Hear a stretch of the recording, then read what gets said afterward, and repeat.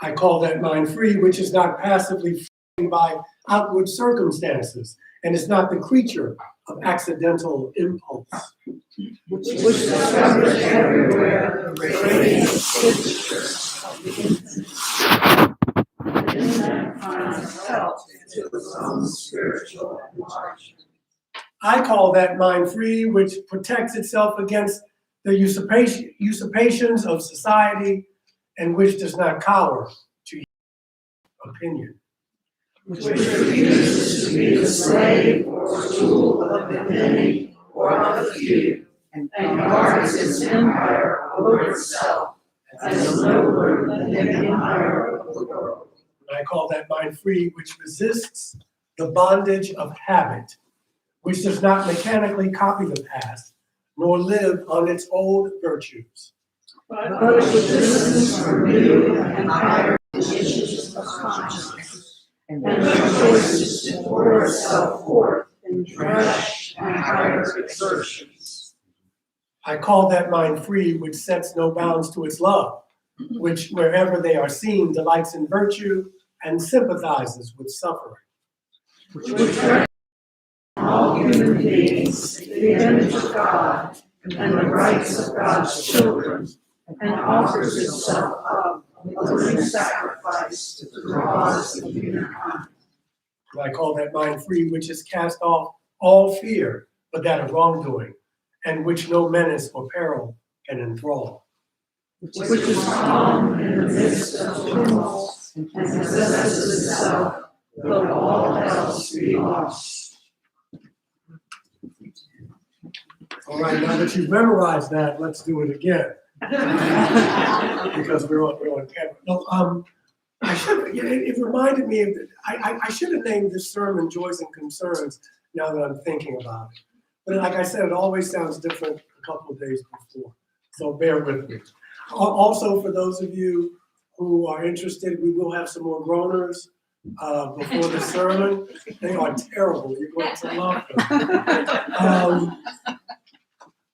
This is the time in the service where we invite you to come and share a joy, a sorrow, a concern. The floor is yours. What can I say? The floor is yours.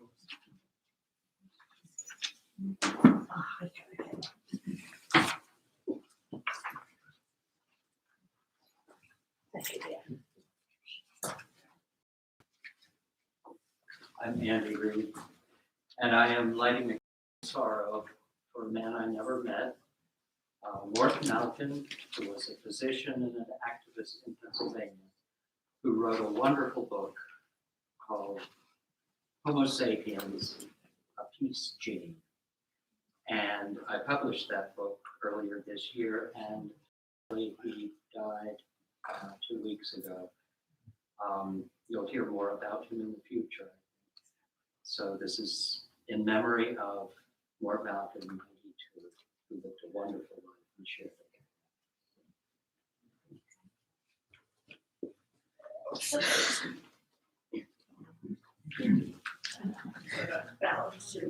That's why I'm here.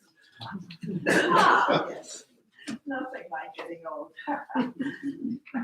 I am here with joy, total joy to be in my church with all of us. That is my joy today. Thank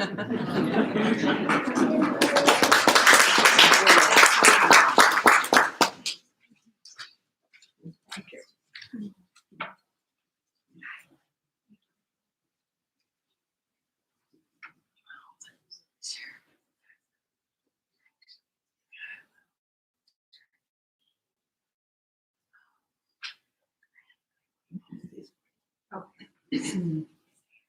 My name is Joy.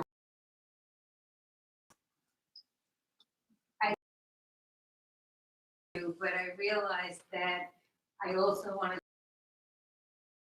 to be confusing. I moved down here and basically, is this not on? Stand closer. Yeah.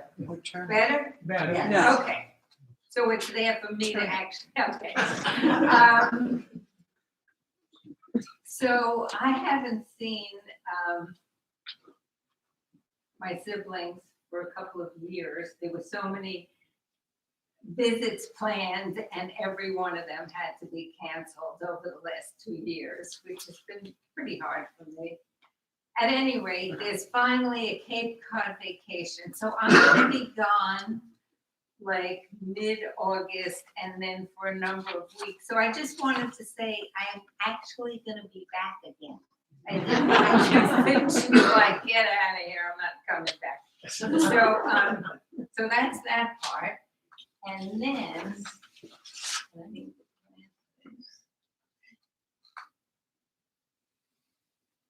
Thank you. And this is a favorite that I wanted to share with you. It's called Fear. Khalil Gibran.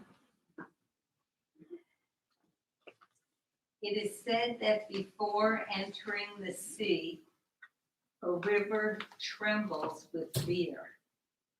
She looks back at the path she has traveled from the peak,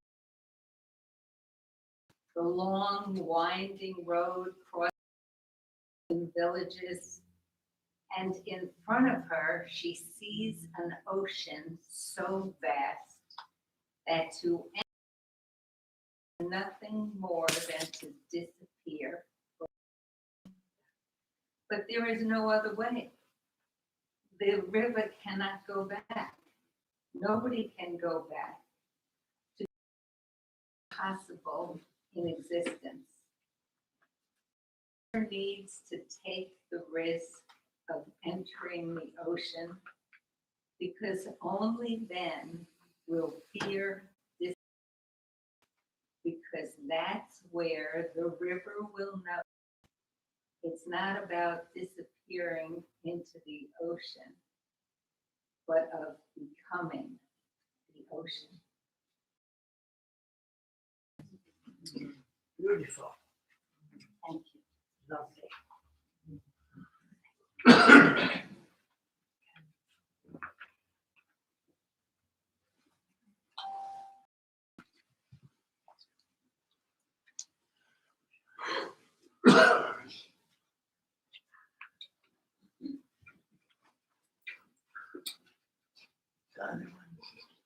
The one below, move your hand down a little bit, right there, that's it.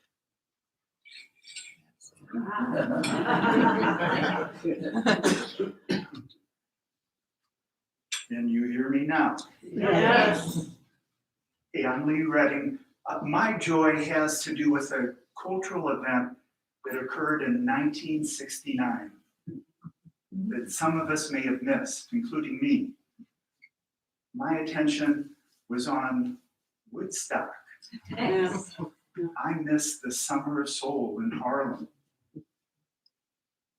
An amazing celebration of African American music and culture and enterprise that occurred over several weeks that summer. And until this documentary film was released 2 weeks ago, and it was made available, I think it's playing in movie theaters if you're brave enough to go to a movie theater, but Disney Plus and Hulu aired it for free for a week. And thanks to my son, we caught it the week of 4th of July. And I highly recommend, if you love music, if you like the music of Woodstock, let me tell you what, the Summer of Soul in Harlem is not to be missed.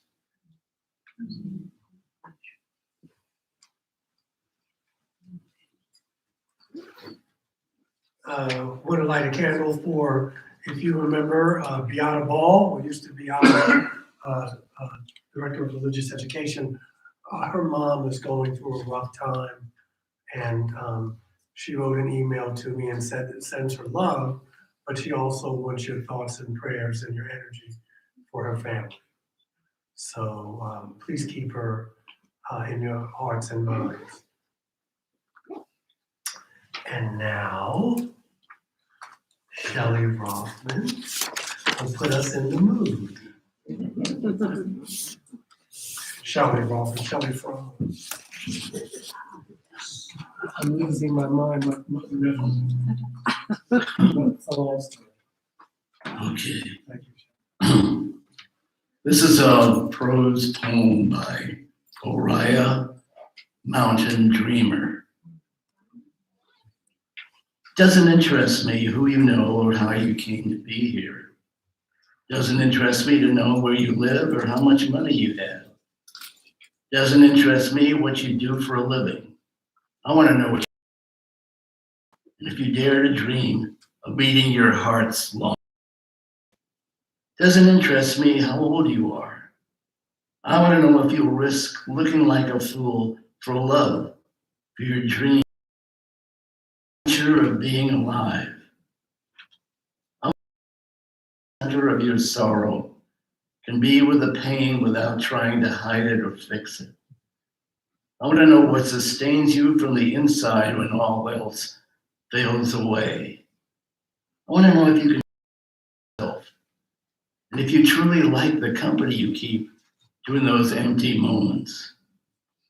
I want to know if you can get up after the night of grief and despair, weary and bruised to the bone, and do what needs to be done. I want to know if you can see beauty, even when it's not pretty every day. I want to know if you can be with joy, mine or your own, if you can dance with wildness and let the ecstasy fill you up to the tips of your fingers and toes without cautioning us to be careful, be realistic, remember the limitations of being human. It doesn't interest me if the story you're telling me is true. I want to know if you can disappoint others to be true to yourself. I want to know if you can live with failure, yours and mine, and still stand at the edge of the lake and shout to the silver of the moon, yes! I want to know if you'll stand in the center of the fire with me and not shrink back. Amen.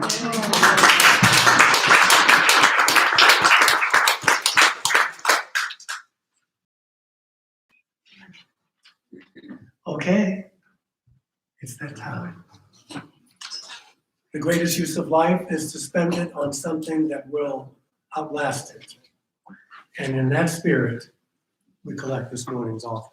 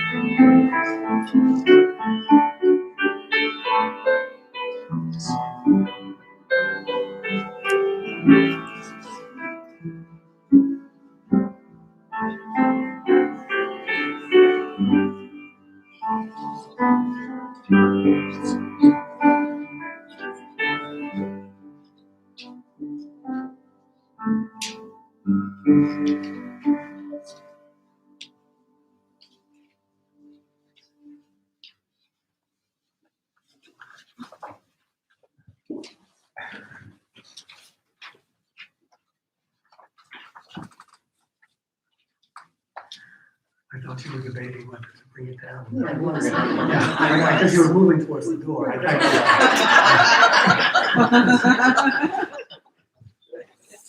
Please rise. Oh, you don't have to rise.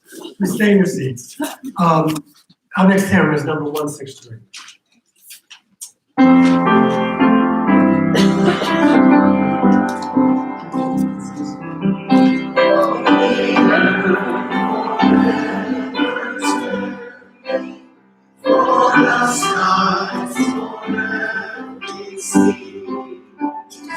For cherished, we are joyful song of peace. For the mountains, hills, and pastures in the silent majesty. For our stars, for all the heavens, we are joyful song of peace. For the sun, for rain and thunder, for the seasons of for our lives, for all creations, we are joyful praise. For the world, we raise our voices, for the hope that gives us birth. In our joy we sing, returning to our youth rebuilt.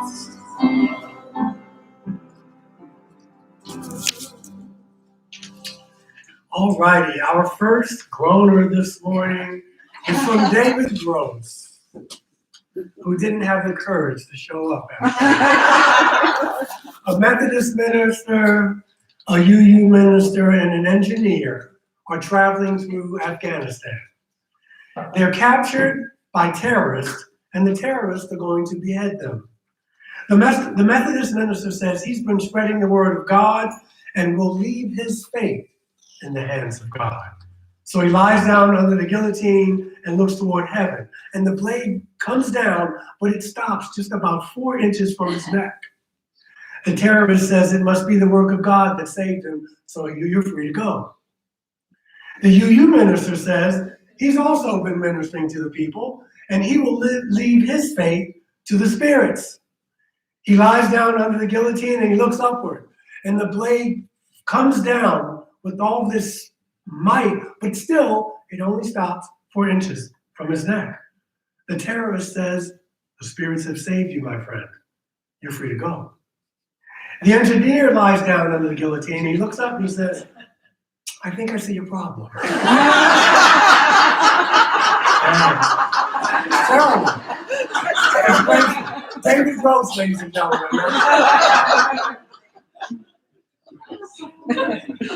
Now these gems, and there are too many to do. We left some of them last week, but these are, well, I'll let you decide. The batteries were given out free of charge. These are from Robbie. Robbie, talk to Robbie. A dentist and a manicurist married. They fought tooth and nail. I know. A will is a dead giveaway.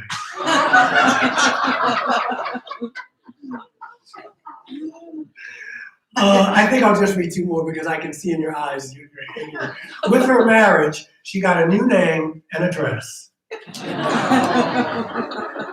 A boiled egg is hard to beat.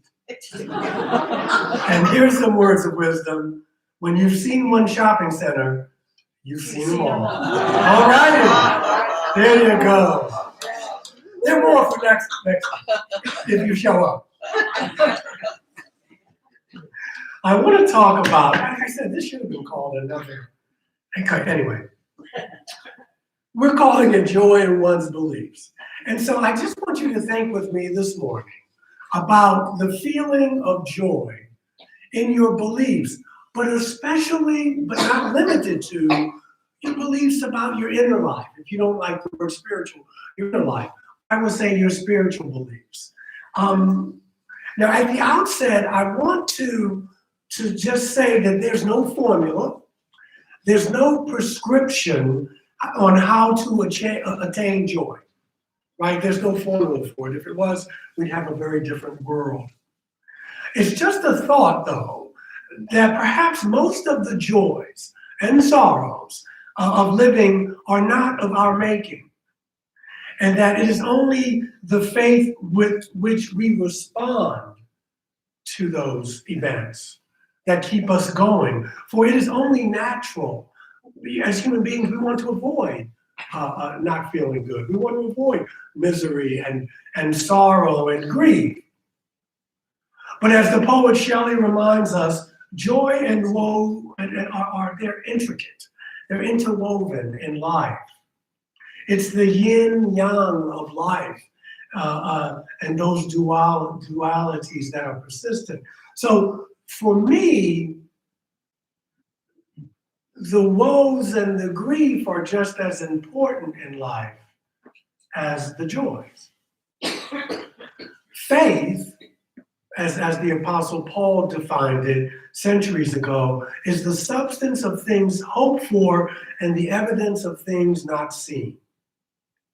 Each of us here has those particular hopes and dreams and ideals that we would have direct our lives.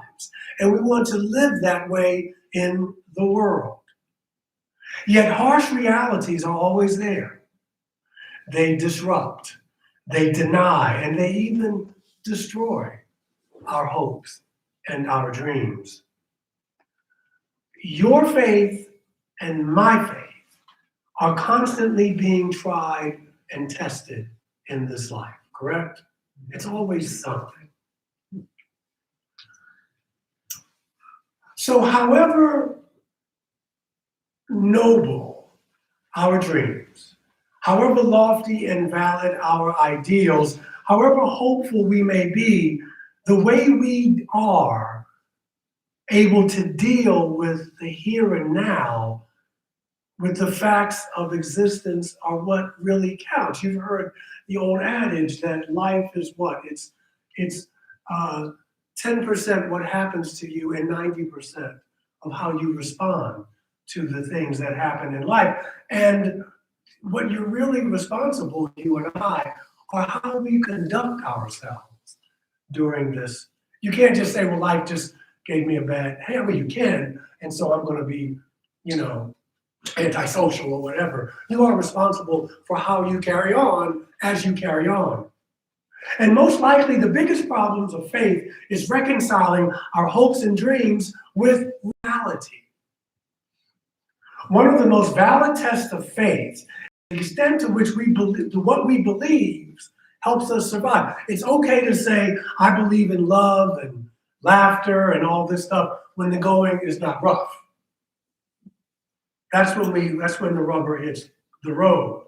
So hopes and dreams, great wishes can sometimes be deceptive and destructive. Why? Because we can wind up living in a bubble. We can wind up in a bubble where hope and peace rules supreme, that every day in our minds is supposed to be this sort of kumbaya, because somehow we're not spiritual if we say life can be hard. So we pour pink paint over our feelings and everything is light and nice, and isn't it all wonderful?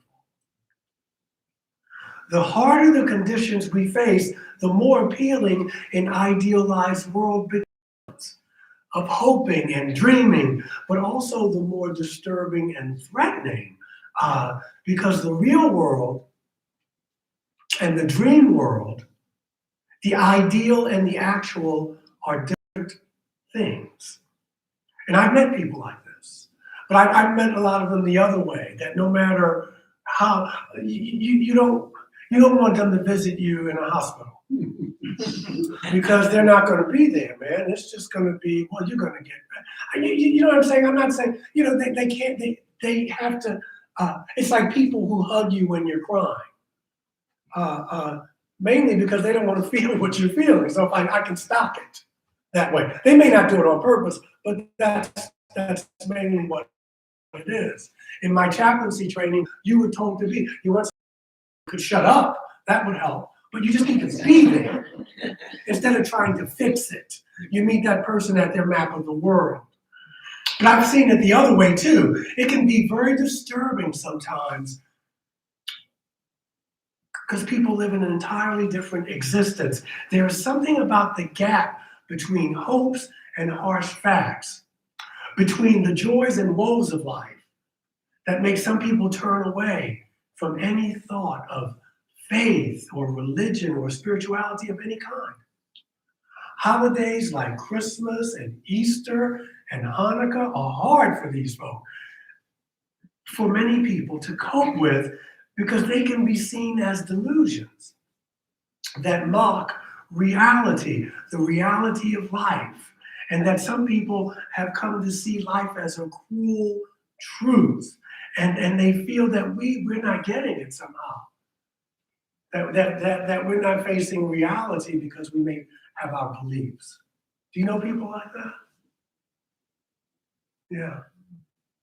Don't make them bad people. It's just difficult to be around that kind of. Those folks are so determinedly realistic, whose lives have been troubled, if not even tortured, by the failure of their hopes and dreams that they once held, that any type of, I don't care whether it's a Unitarian church, if it's Quakers, or if it's the Presbyterians, that's inappropriate for them. It's almost impossible for them to respond. So, and there is indeed something preposterous about even the most universal and time-honored hopes and dreams in religion. It's too much for people. It's the most precious ideal that humanity has ever had. But do you know how hard it is to achieve that? I'm just not talking about inner peace. I'm just talking about just the peace out here. And so there's a lot of stress. And there's always something that there's a little voice that tells you, if there is a place on the planet that has peace, it won't last long. The possibilities, for instance, of nuclear annihilation are so very real that sometimes you're insane to think you could do something to stop it. You can say the same thing about climate change. So social justice, racial justice, economic security, sexual equality, those are just dreams, they say. Those who have labored in, all the activists in here, you know how hard and how much energy it takes to work towards that. Freedom can seem like a pipe dream, especially here in our nation now, in America. And it seems like we've been struggling for over 2 centuries with the same old stuff. And at times it seems like we're going backwards instead of forward. Divorces, the rates skyrocket. The list goes on and on. And so it is with many of our public and private joys and our expectations of joy. So the woes and concerns of life are always being tested. And that's where it comes down to what you believe. Not what we gather that helps, but what you believe. How do you get through this? It is no accident that joys and concerns are one of the most popular rituals in UU churches today. I remember talking to some ministers who said, well, we wanted to get rid of joys and concerns. I said, you'll lose your job. You can get rid of it, but you'll lose your job. You don't tamper with that. We don't have that many rituals, but I talked to ministers and heard about ministers who have lost their job. And they tampered with things that they should not have tampered with. But this is the time where we get to be human with one another. We get to witness with one another. We get to hear the wounds and the joys that we're all going to. Why would you want to tamper with that? We always want answers. And because we're Unitarian Universalist, and because there's a little bit of rebel in all of us, we can't accept those answers from outside. You know, we got to touch the stove. And if you don't touch the stove, we make them up. We can, and I touch it. I'm going to touch it today, probably later. I mean, I'm not ashamed of it, but I need to know. And so, you know, questions. Why is there order? Where's civility? Why didn't I get that? Why are the children the way they are? Why has love turned sour? And et cetera, et cetera, et cetera. I just want to remind you that all of this is natural. All of this is human. And I don't want to over-romanticize what it means to be human.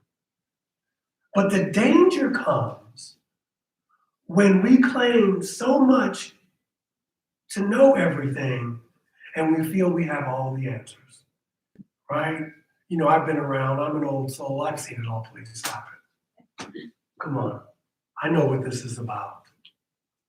And we claim that we know what it's all about. We make all the facts fit together as we would have them.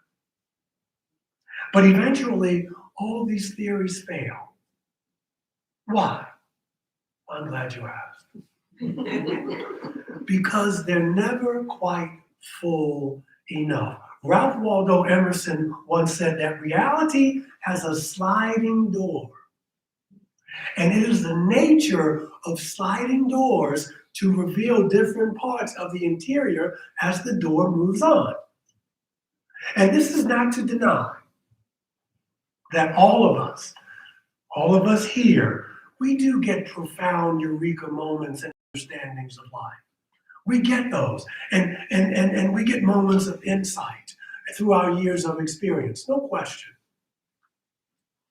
But to persuade ourselves that any of these insights are definitive is to prove or presume a power of perception that far exceeds that which any of us as human beings are endowed.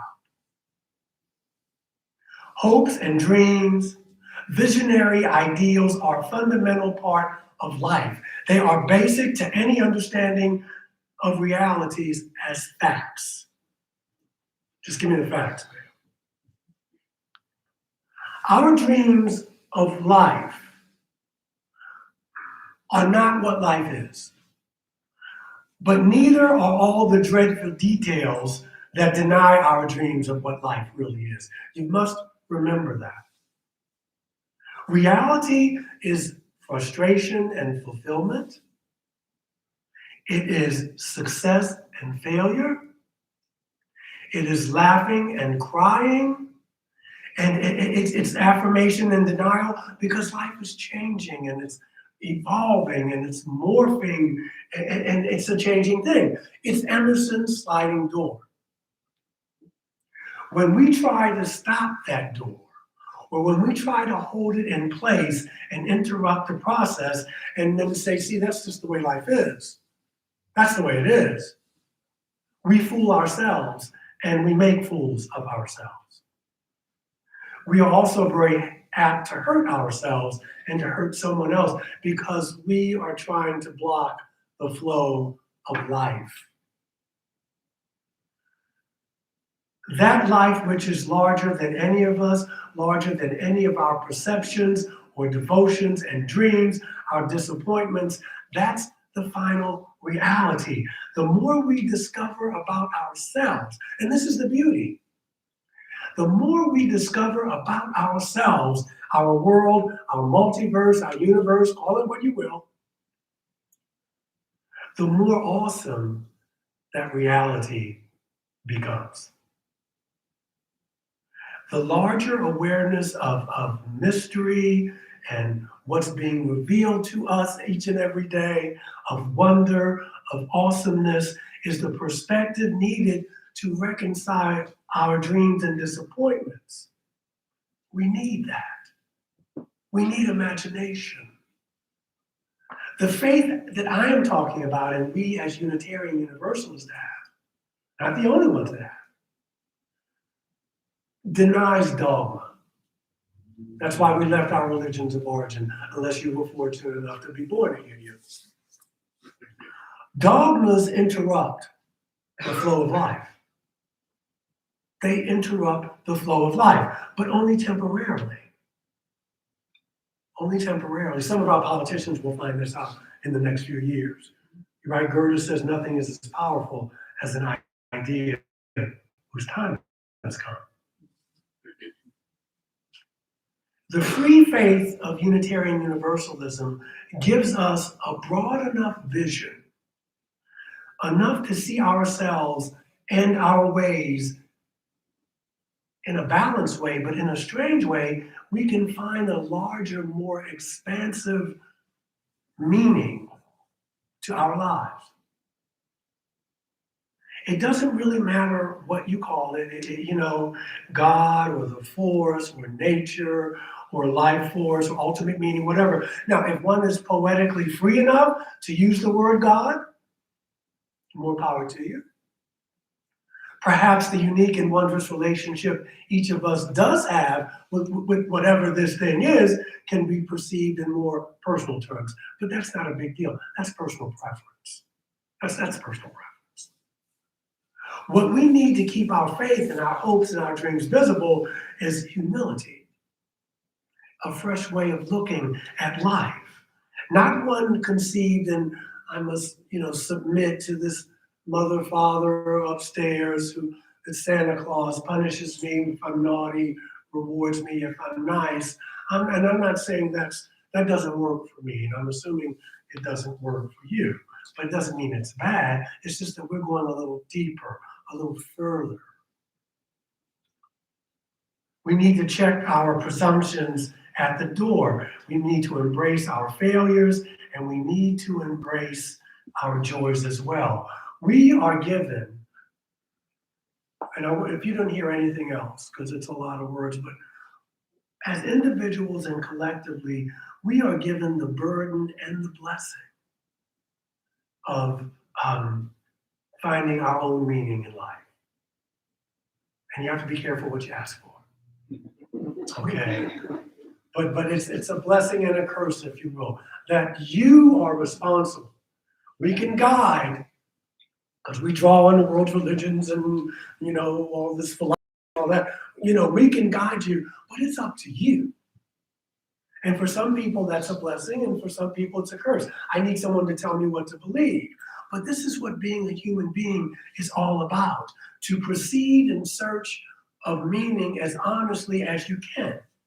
Hear the words of Unitarian James Russell Lowell, quote, "To have greatly dreamed precludes low ends. To have high hopes and not be dismayed by them or by your failures. To be strong and humble, to be sure of ourselves, but not too sure. To believe in ourselves and our dreams, but at the same time, to know the limits of all strivings." Now, who the hell does that? It's a tall order, but that's what we as you use. That's what we're about. That's what we're about. That's an extremely tall order, but that is what the free Unitarian Universalist church tradition is all about. To be clear, I want to be clear. If you are uncertain or if you are ignorant of certain things, that's not tragic. That's not tragic. It is from this uncertainty and this naivete and this ignorance that much of the fun in life comes from. It is good not to take ourselves too seriously. To be able to laugh at ourselves and our actions and convictions, to see humor in it all, it can save us from despair, and sometimes it can save us from destruction. Life is a comedy to those who think and a tragedy to those who feel. So then the joke is always on us, isn't it? To lose touch with your humor is to lose touch with what it means to be human.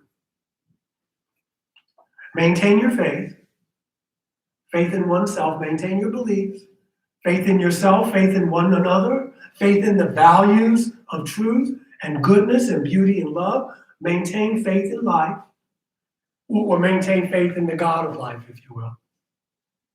And just know that mercy, crisis, disappointment, defeat, despair, we all got to go through it. We've all had to deal with that. We don't get out of here alive. It can be terribly hard to deal with at times, but as Howard Thurman reminds us, the contradictions of life are not ultimate actions. They cannot touch the inner joy that comes not as a condition of success or failure, of calculation or conditioning. It simply comes to us in the process of living, of trying, of relating, of responding. Joy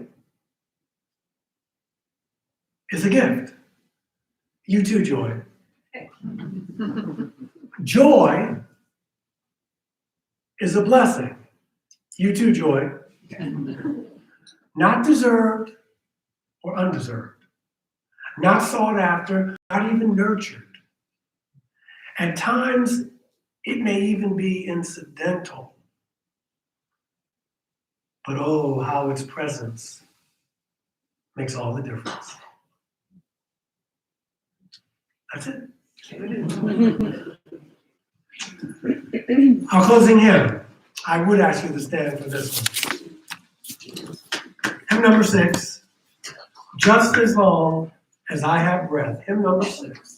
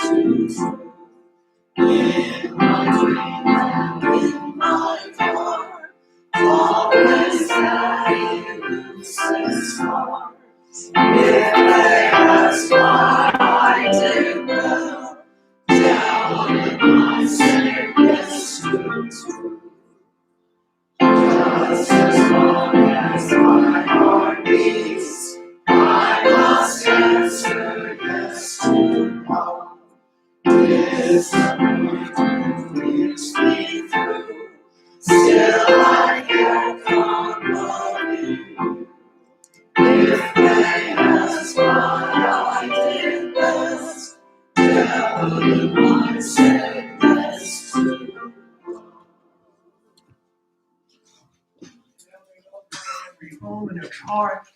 May the light of truth shine bright among you and bless you with wisdom and strength and peace. And have a lovely, lovely Sunday afternoon.